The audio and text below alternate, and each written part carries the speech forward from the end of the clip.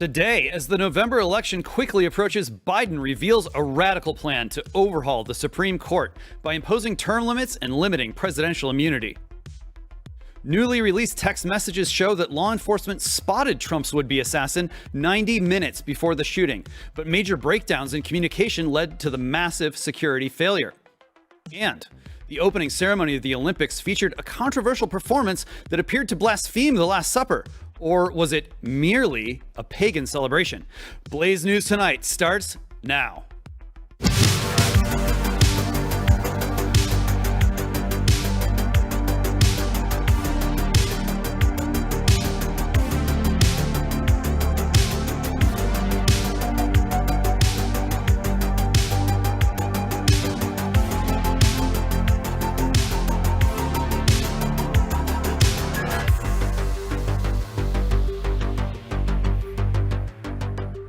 Welcome to the chaos. I am James Polis, filling in today for Jill Savage. We hope she'll be right back here tomorrow.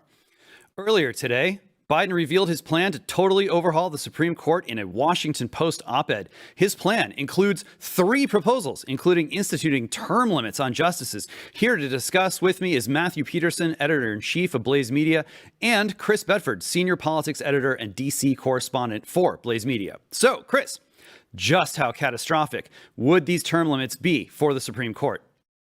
Well, what's actually kind of surprised me is what a major decision this was by Joe Biden to put this out there and how little noise it's actually made in Washington. How many, the political chats, the staff, the members aren't really talking about it that much. I mean, reporters are reaching out for comment. But so much of this is so far beyond the actual reach of Joe Biden. When I reached out to one senior congressional staffer and said, "What are you hearing about this?"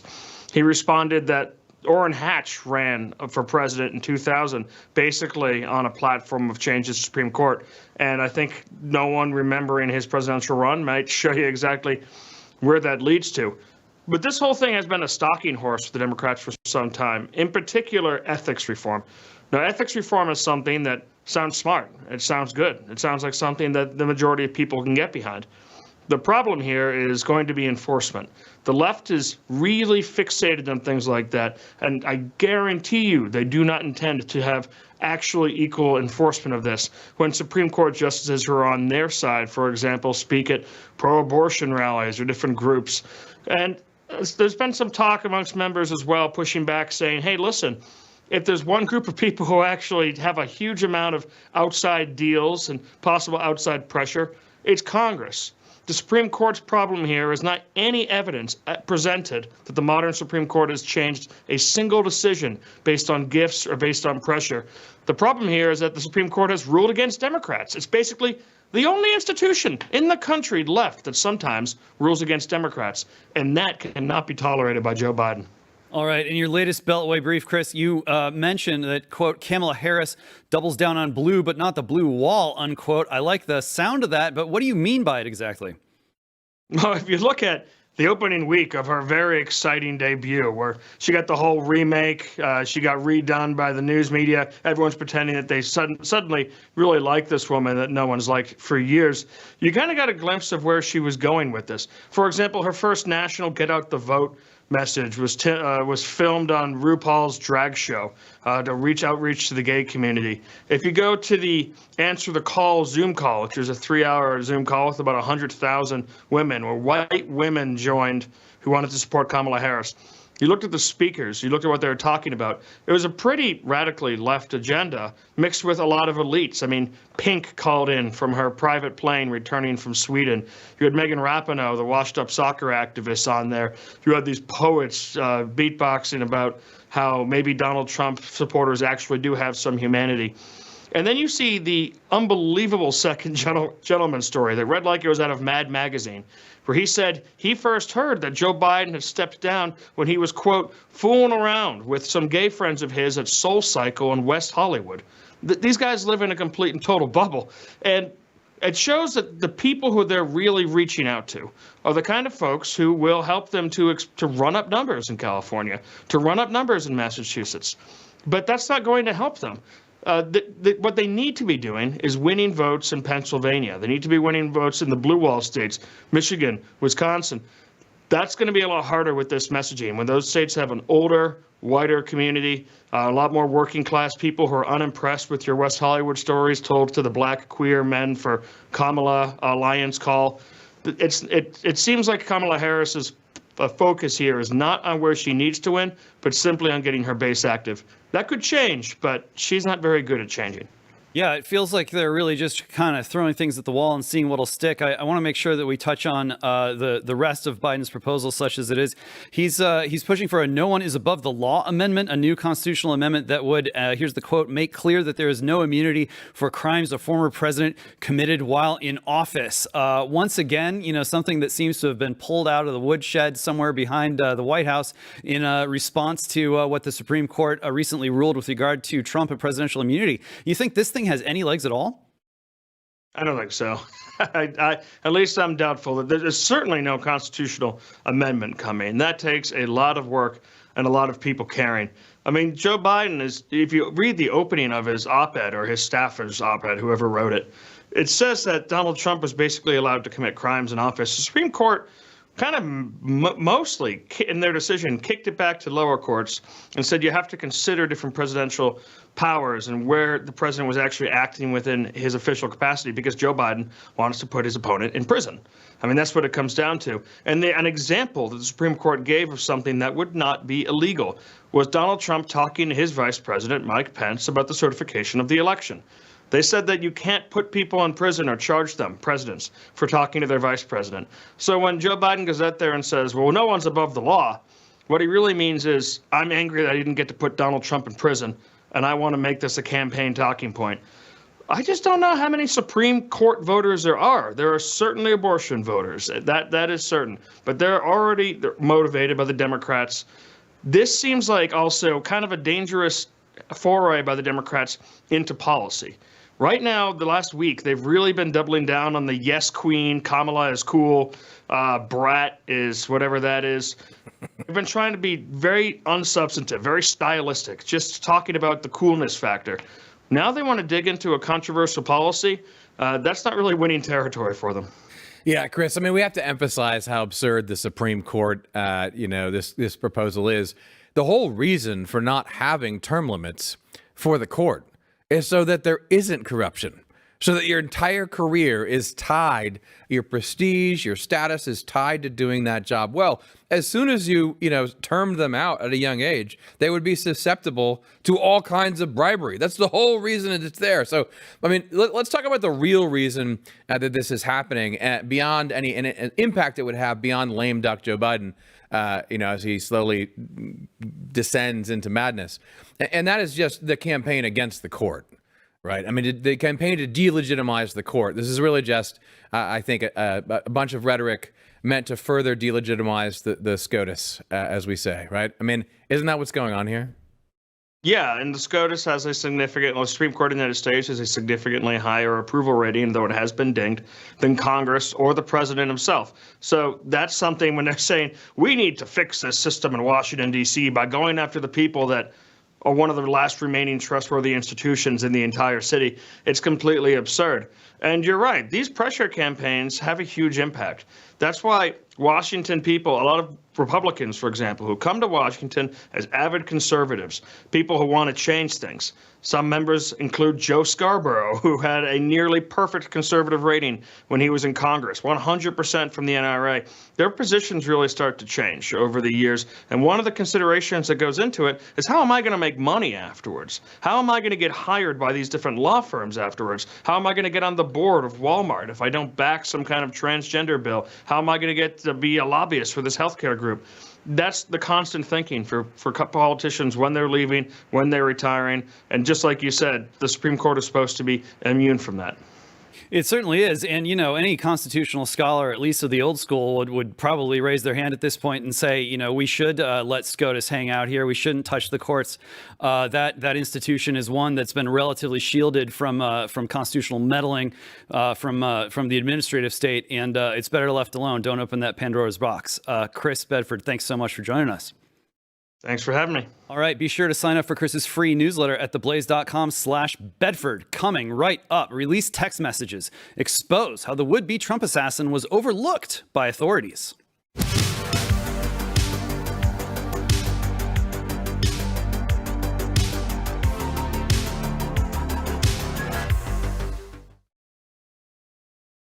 Text messages reveal that law enforcement had flagged the would-be Trump assassin as suspicious at least 90 minutes before he shot the former president.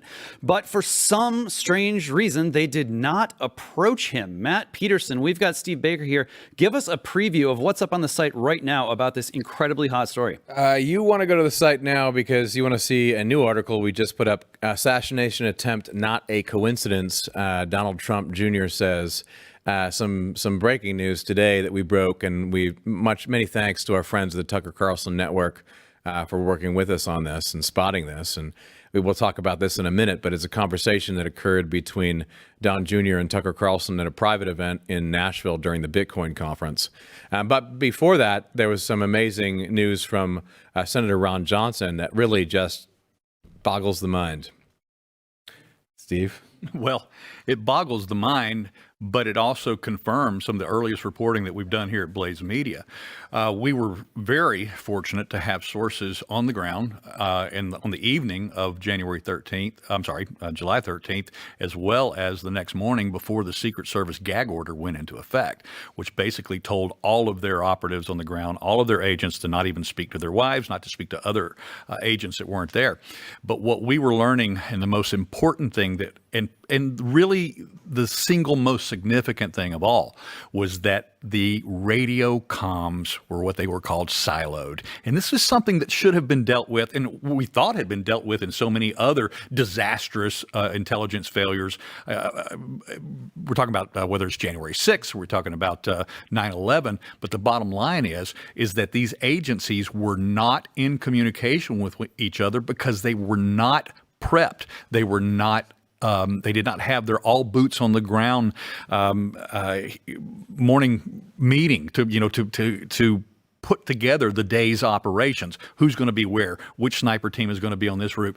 And this was part of the problem that happened, was they did not only not know where each individual special forces, or rather counter assault team or counter sniper team would be, but when things started going wrong and then suspicions began being raised about this particular guy, Thomas Crooks, on the ground, and then a sniper team from the Pennsylvania State Police got him in their scope, they couldn't get communications back to verify that he was not a blue on blue situation, that he was not a friendly.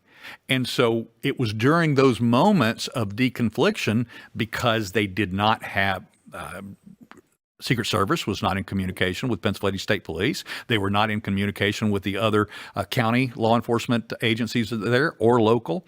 And as a result of that, that allowed the first shot to be fired by Thomas Crooks. So just to underscore the severity of what's going on here, the reason why they couldn't talk to each other, the reason why these things were siloed, those messages had to go up the chain, right? To some kind of central clearinghouse. You know, you almost think of like the old school, like telephone operators plugging the thing.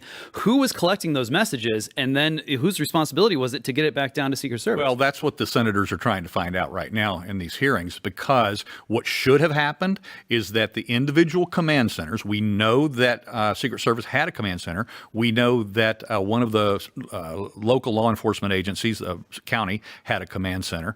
And what they're supposed to do, basically, it's probably not the proper way or the technical way to put it, but they should have cross-pollinated each other's command center. If they're not on a common or universal channel on the same radio frequency, then they have to have somebody from each agency in each command center with each group communicating so that they can hear what's going on and as close to real time as possible. So when we see these snipers behind President Trump on the roof, they're behind the stage, and they seem to obviously have this individual scoped 130, 150 yards away, whatever it was, they couldn't pull the trigger because they had been told earlier in the morning that there would be a friendly counter sniper team on that exact roof. So when they saw a shooter with a rifle, they didn't know what to do.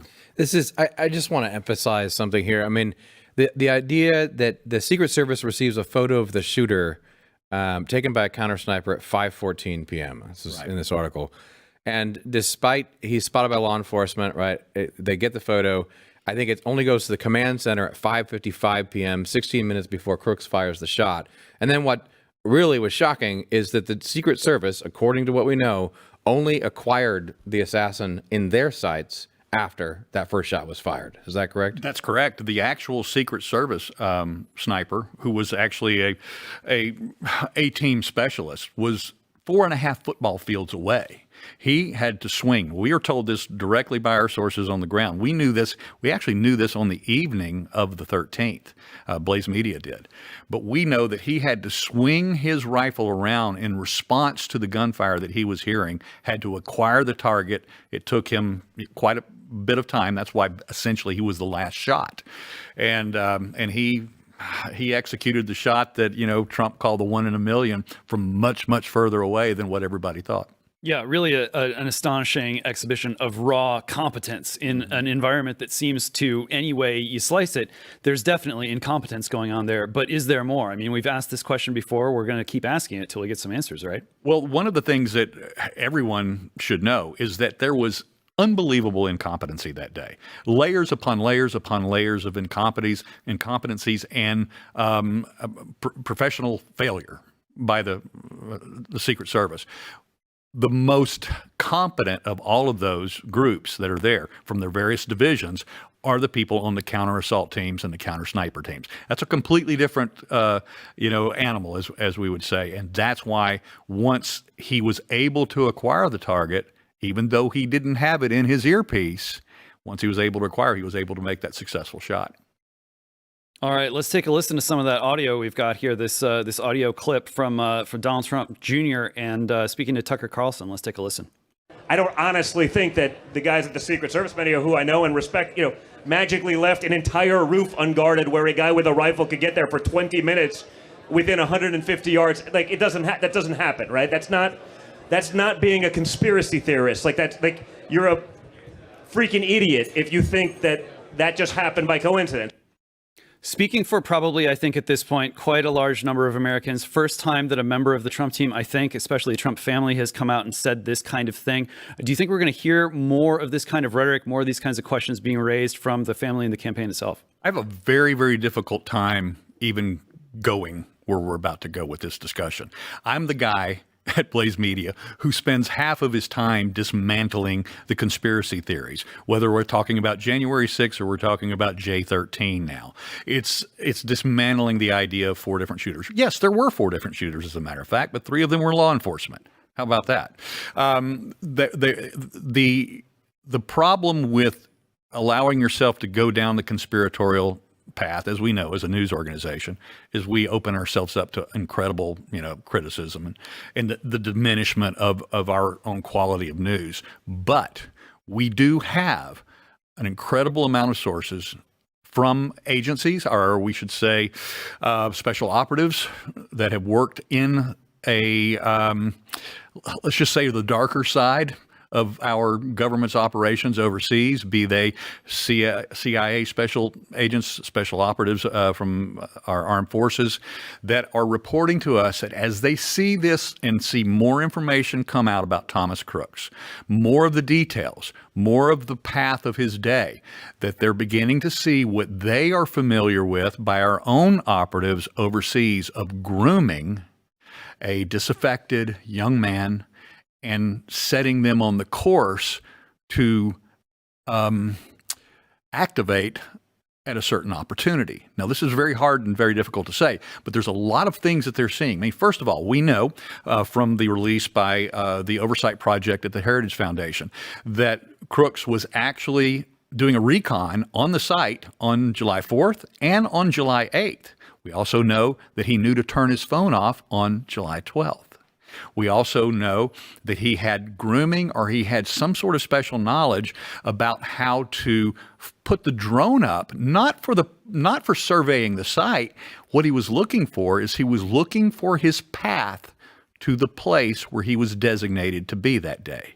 Because obviously what he saw on the 4th and the 8th was going to change on the 13th, because all of the cars, the vendor trucks and food trucks and things of that nature. So he was actually looking at his path to the building. And these are the way we're talking to guys that have been on these types of operations, who have done this type of grooming of other these types of disaffected individuals overseas, whether it's in Ukraine, whether it's in Egypt or other parts of the world, for color revolution operations, for kill capture operations, and for precision bombings. Because sometimes we don't want our hands on it. And look, I don't have to tell I don't think I have to tell anybody that Americans have been doing this for a long time, and we have special elite forces that are very good at this. Do we want to believe that this happened here on our soil? No, we don't. Do we want to believe that this happened with President Trump and specifically? No, we don't. But we have to look at the possibility, especially since the president's own son opened up that can of worms. Let me say something here. I mean, so again, this article is assassination attempt, not a coincidence, Donald Trump Jr. says at theblaze.com. In the article, we cite Michael Waller, Joe, and Joe Hanneman cites Michael Waller, who was on our show not long ago, and he said this on the show, and I think it bears repeating. He said, because we need to be careful here, right? It's really hard to separate incompetence from willful negligence or even simple negligence or malice. But that means it's a two-edged sword. You can't rule out malice. You can't rule out someone wanted this to happen, right? When you have this level of incompetence. So I don't like to be told that we can't ask the question. That's ridiculous. Everyone is asking the question, whether it's the president's family, right, or it's millions of Americans who are trying to wrap their head around how this sort of thing happened. So in the article, and what Steve is saying is, you're saying that there are people out there who say, this guy bears the signs of someone who was groomed to do this. A normal 20-year-old would not have a drone and be scoping it out. A normal 20-year-old would not go there 2 times before and turn off his phone and take various steps. And so their interpretation is coming from the fact pattern of the activity of this shooter. Is that right? I'm saying, and I'm telling you, that I'm getting reports from individuals who are recognizing their own handiwork for our own government in overseas operations, ostensibly doing the work of God and country. But are there other forces that think, because look, Trump is, he may be the most loved man by half of this country, but he's also the most despised and hated figure by half of this country. And we can't dismiss the possibility that there are other people on the other side that think that they're doing the work of God and country to take him out. And we have to explore that, which is one of the reasons why we're such big advocates for some of these groups that want to provide private security for the president, especially and at least up until the election, while he legally can, by law. He can supplement Secret Service security. He can replace them if he wants. But we think that it's important. I don't think for a second that Secret Service themselves were particularly or specifically involved in the setup of this. If it did happen, it would have come from other agencies. It would have come from other darker money, and it could have come from other governments. It could have come from other governments as well. And again, we should emphasize, we don't know that this happened. We're not saying that it did. We're saying that while we're looking at incompetencies, we have individuals coming directly to us and saying, I've worked in government in special operations for 30 years. I've seen incompetency. I've seen incompetency upon incompetency, and this goes beyond incompetency. Well, the one thing that moves faster than news is speculation, and sometimes walking that line is a tough one. But Steve Baker, we're glad that you got the patience and the discipline to be on the case. Thanks, James. Coming up next, Jason Whitlock, the host of Blaze TV's Fearless, gives his take on the Olympic drag queens when we return.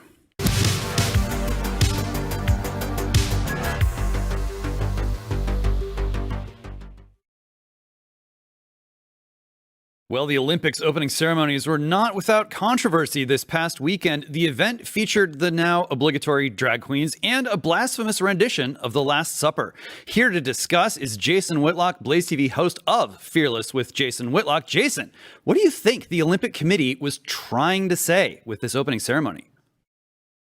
Do I have a moment to crack a little joke before we get into the discussion, or is this show too serious for that? Hit me, baby. I only came on this show because they promised me Jill Savage would be the host of the show. You think I want to interact with you two bozos when I could be talking to Jill Savage? Hey, man, this is what you got. You got to deal with it. It was a trick.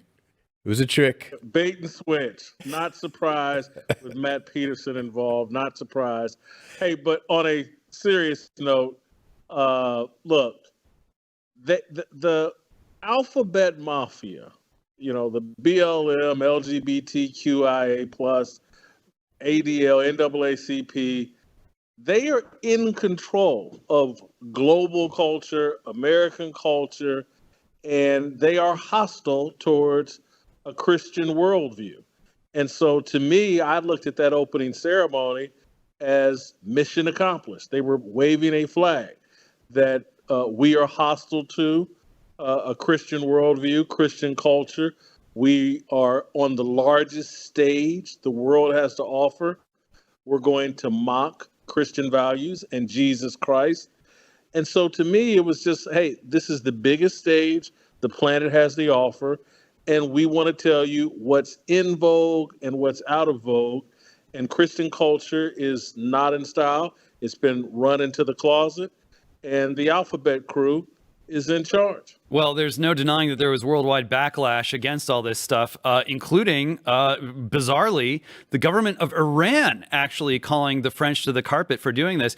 I mean, how bad does it have to get? And what did you make of that backlash? Do you think it was enough? Do you think it's going to change anything? No, I'm not sure it's going to change anything at all. For America, I saw a handful of maybe American companies saying they were uncomfortable advertising. I think I saw something called C-Spire pull its advertising away. But unless there are some significant, real economic repercussions for this type of behavior, it's not going to stop. And so I think they knew it would be controversial. They knew it would drive a backlash. I think that's what they wanted. They wanted to draw attention to what they were doing. And so I think they're quite satisfied, and they factored in that there would be backlash, and they were willing to deal with it. Well, they did, and deal with it they did in the form of lying. It's a matter of record that this was, in fact, about the Last Supper. But the artistic director of the opening ceremony, I'm just reading here, Thomas Jolly, one can imagine what his real name is. Maybe that's his real name. He said he was unaware of the criticism, wanted to display inclusion. The quote is, our subject was not to be subversive. We never wanted to be subversive. We wanted to talk about diversity. Diversity means being together. We wanted to include everyone, as simple as that. Do you think this messaging is actually going to take hold, or do you think that the mask is really finally starting to slip here? The mask is all the way off, because what's unaddressed, let's say it was all a mistake. There was a man standing close to a child whose balls were hanging out. And so if you can't unequivocally run away from that and apologize and back away from that, if it's just, hey, no, we were actually doing something else and we didn't intend this and we wanted to be inclusive, give me a break. They wanted to trigger, they wanted to provoke, they wanted controversy. They got what they wanted. And, Thomas Jolly's come out with, some pandering excuses or whatever, or half-hearted excuses, but they got what they wanted. Matthew J. Peterson, balls over the line.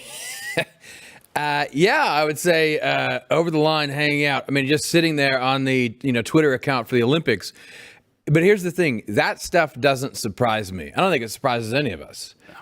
We know that this is sort of the spirit of the age, and it doesn't surprise me at all. I guess what does surprise me, and riddle me this, Jason, is the backlash is actually substantial. I feel like this penetrated into the normie mind, like regular people, millions of people saw this. And I was actually heartened by, not shocked at all by the ceremony, but heartened by the response. It felt like, it feels as if a lot of people were actually very upset and they were making their minds known. But maybe I'm reading too much into this. I don't know. What's your take? No, I think people are legitimately upset. And I think that the scales have come off people's eyes. A lot of the things that we've been arguing for years, like, hey, we're in a battle of good versus evil. This is spiritual warfare.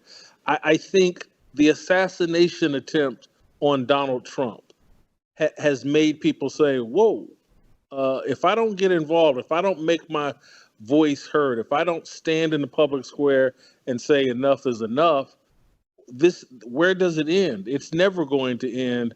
And so, listen, Donald Trump and his objection to the fake news media is one of the most transformational things we've ever seen, I think, from a political figure calling this out. And so I think the public, particularly the American public, knows it's being lied to. I think many in the American public, even non-believers, I look at someone like Bill Maher and watch how he's trying to shift and pivot and move, is starting to understand, like, hey, Christian culture is superior to secular culture. I had more freedom in a Christian culture, in a forgiving, biblical values-based culture than I have in secular culture. I think people are the scales. They don't want to admit it, but Donald Trump has taken the scales off our eyes, and things that we had been in denial about, things, oh, well, that's just a conspiracy theory. I don't want to sound crazy. I don't want to think this. I don't want to think that. I think people have come to grips with, like, hey, man, there's a sex cult that has an enormous amount of cultural influence across the globe, and many of us are starting to get the courage to stand in the public square and say enough is enough. Yeah, you're right, Jason. It's not just Christians. There are plenty of people who still remember when the Olympics celebrated the high ideals of ancient Greece, ancient Rome. The beautiful people, very strong, doing things that show the potential of the human race in its physical form. What we saw on that opening ceremony was not just blasphemy to the Last Supper. It was also a denigration. Really a perversion of that ancient culture. I mean, you had Dionysos out there looking like pedo Smurf. What do you think is coming next? How much of this should we expect coming next? Well, let me broaden this conversation a tiny bit in terms of just as a sports person and just how the entire sports world has been corrupted, and people don't even understand who organized sports.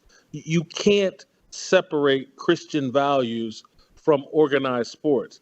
The YMCA, the Young Men's Christian Association, organized sports globally.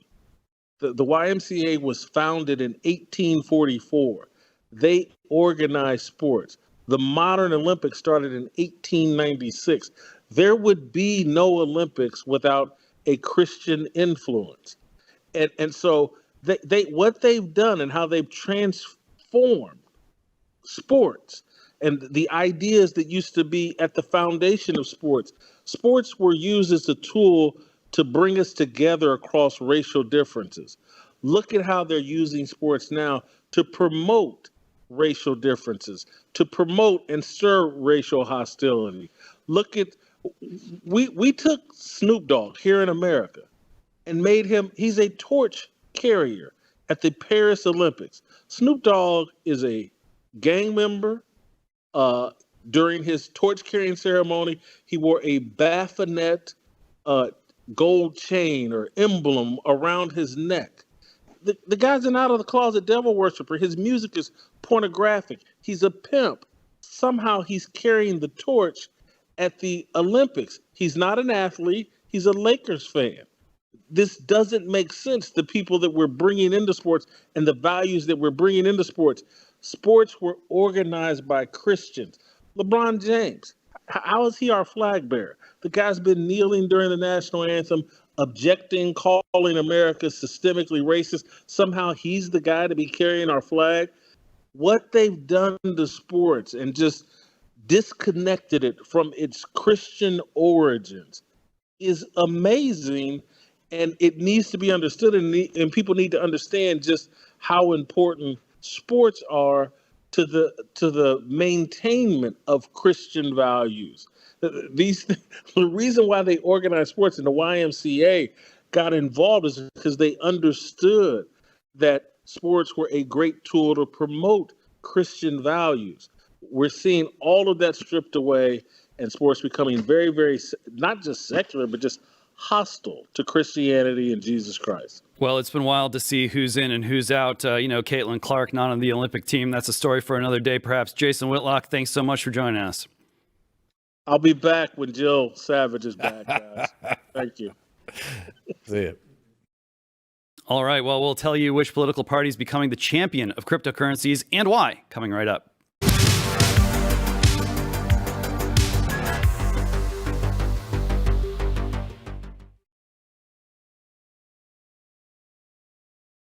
Over the weekend, Blaze Media tech reporter Josh Centers and Peter Gietl, Blaze Media managing editor for Return and Frontier Magazine, attended the Bitcoin conference in Nashville, Tennessee, a huge event now where Donald Trump, RFK Jr., and Vivek Ramaswamy were also in attendance. Peter actually had the chance to get RFK's opinion on Bitcoin's role in America's financial future. Let's take a listen to that. That Bitcoin is the most attractive currency. So if we want to save the American dollar as the global reserve currency, we've got to attach it to Bitcoin. A Bitcoin is infinitely divisible. It's transactional on your cell phone at light speed, with no friction, with no payments to banks, there's person-to-person transactions that have no fees and no taxes. You can move it across borders. And right now, somebody who wants to leave Iraq or somebody who wants to leave Argentina, they are subject to confiscation of all their wealth at the border. And with Bitcoin, that can't happen. Everybody can move, so it's a weapon against totalitarian control. Peter, it wasn't long ago when, and I mean, even on the floor of this conference, there were some politicians and even reporters who were sort of like, what's a Bitcoin? Now everyone's talking about it. You saw RFK up there, other guys we can talk about too. What was your sense of just how hot this topic is and whether we're going to hear and see more politicians sort of stampeding into the Bitcoin space? Absolutely, James. This was really the coming out moment in terms of politically for Bitcoin. I mean, you've been writing very deeply and eloquently for years about Bitcoin. I first wrote a feature about it back in 2014, but it was always viewed as something that was kind of on the fringe. Is this fake? Is it a scam? We don't want to be part of this. And now we're seeing a real trend where, especially on the GOP side, they're starting to embrace a really new type of technology that has transformed the financial world. Josh, on the big screen, a lot of Republicans, a lot of independents, libertarians, self-styled rogues and mavericks and scoundrels. Not a lot of Democrats on the floor there in Nashville. What do you make of that?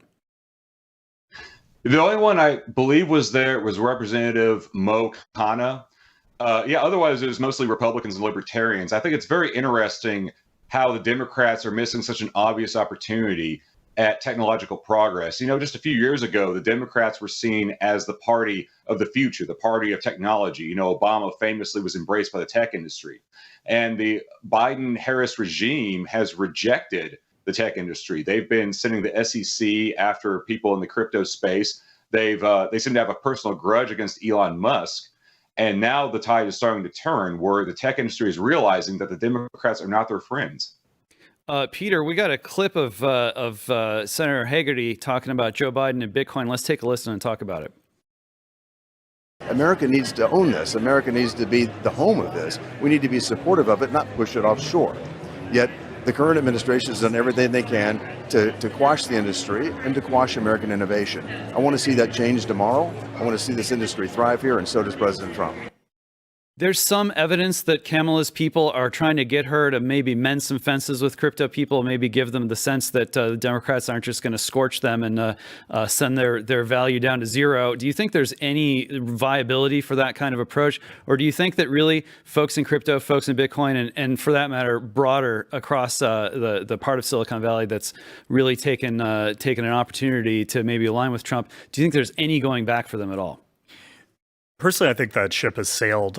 Bitcoin tried to go out, or the people in Bitcoin, the CEOs that I've spoken to, some of the big holders that own a lot of money, they wanted to go about playing the game the right way, where they hired lobbyists and they gave money to the PACs.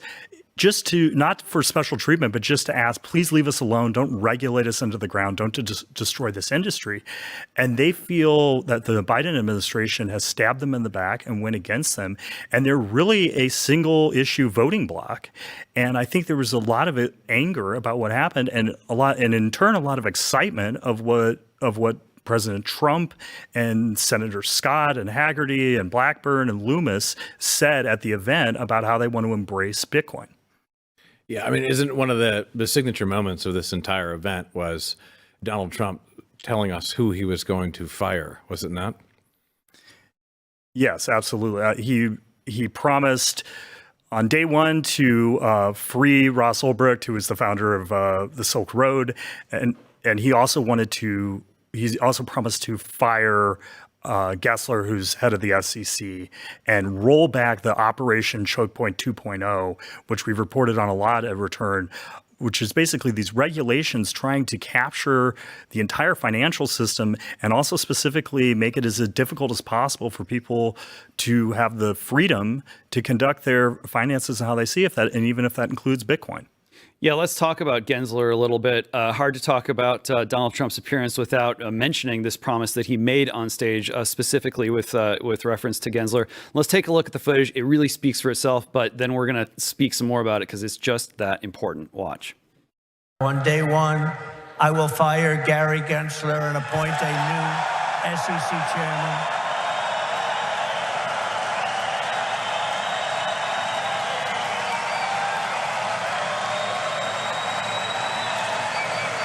I didn't know he was that unpopular.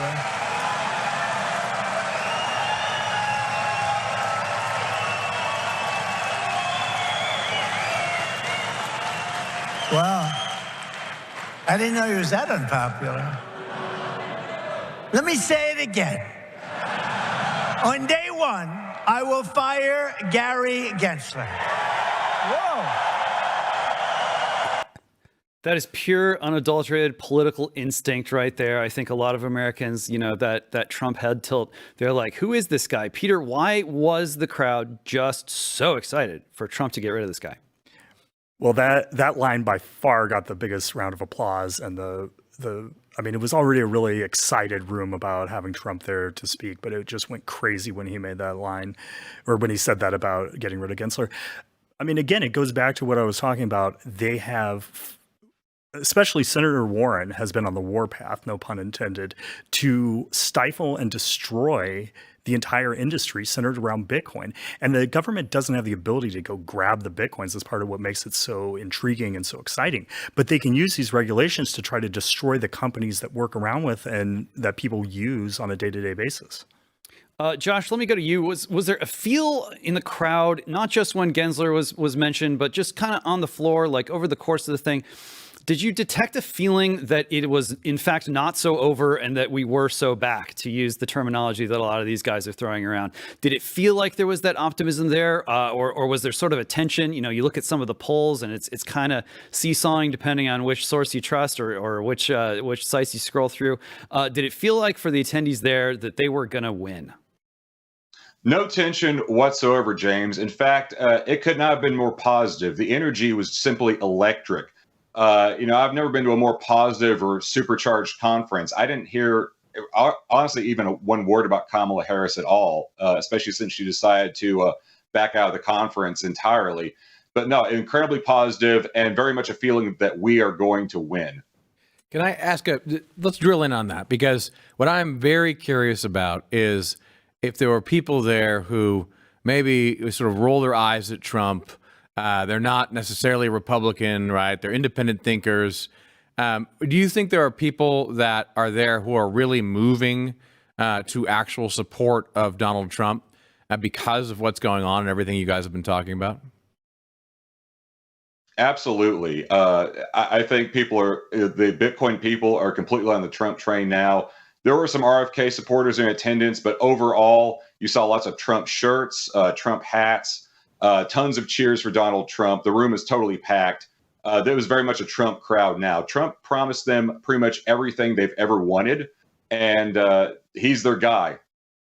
You know, something I want to talk a little bit about, it's a little more inside baseball, but I think it's really a huge story waiting to pop here.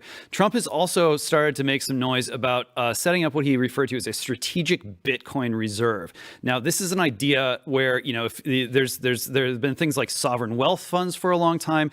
Governments like to kind of accumulate certain assets and sit on them and say, you know, if things go wrong, it's good for a rainy day. Otherwise, you kind of watch the wealth grow. Especially with the dollar looking kind of weird, it still seems like it's the best house in a bad neighborhood. But still, this idea of a Bitcoin strategic reserve, it's spread to Singapore already. The Singapore government's talking about it. There have been rumblings right here in Texas where people are saying, hey, you know, maybe Texas should just buy up all the Bitcoin that is mined in Texas so that you achieve this kind of financial independence. I'm curious what y'all think about this. You know, from my standpoint, you go back to the white paper where it was laid out what Bitcoin is and how it works. Whole idea is sort of peer-to-peer currency system where you don't have to rely on the government, you don't have to rely on concentrated power in order for ordinary Americans to really create markets, create things of value, and buy and sell and exchange and trade freely without having to pass any kind of litmus test from anyone in charge. What do you guys think about this idea of a strategic Bitcoin reserve? You think it's something that has legs, and do you think it's really just going to rally more of these Silicon Valley types to the Trump campaign? As we're sitting here talking, there's actually a rumor that the Biden administration is trying to sell off the Bitcoin that the U.S. government currently has. Whether that's true or not, I'm not sure, but it would not surprise me to come from the Biden administration. But this much, I think, is clear. You know, even those of us who thought that Bitcoin was a joke, it's clearly not going away. At this point, it's been 15 years, and there's too much money at this point. It's here to stay. Peter, what do you think? Well, I think Trump danced around that issue a little bit, but he did make the promise not to sell any of the Bitcoin that the U.S. government has. Most of that has been seized in criminal investigations. But I think if either Texas or one of these states or even one of these countries, whoever is the first one to take the lead on this and start buying up Bitcoin as a strategic reserve, they're going to have a tremendous advantage over the rest of the world as the inflationary aspects keep hitting the economies around the world as the central banks keep printing money, and they just refuse to stop printing money. Well, now's a really great time. It was a great time a couple of years ago, and it's a great time right now for you out there to just take a look at Bitcoin and see what all the fuss is about. Tremendously powerful technology, one of the very few that ordinary people can take advantage of right now to kind of bend, you know, to our will, the will of the people, protecting our way of life, protecting our form of government. Check it out. It's not as complicated as it seems. That's going to do it for us for this show. As I thank Josh Centers here, Peter Gietl, and of course the great Matt Peterson. I want to make sure that you all subscribe to the podcast on your favorite podcast platform, and do not forget to rate and review the show with, of course, the very best of ratings. That helps others discover the show as well. We will be back to break it all down with you tomorrow. Look forward to Jill's return, hopefully. I'm James Polis saying thanks for watching Blaze News Tonight.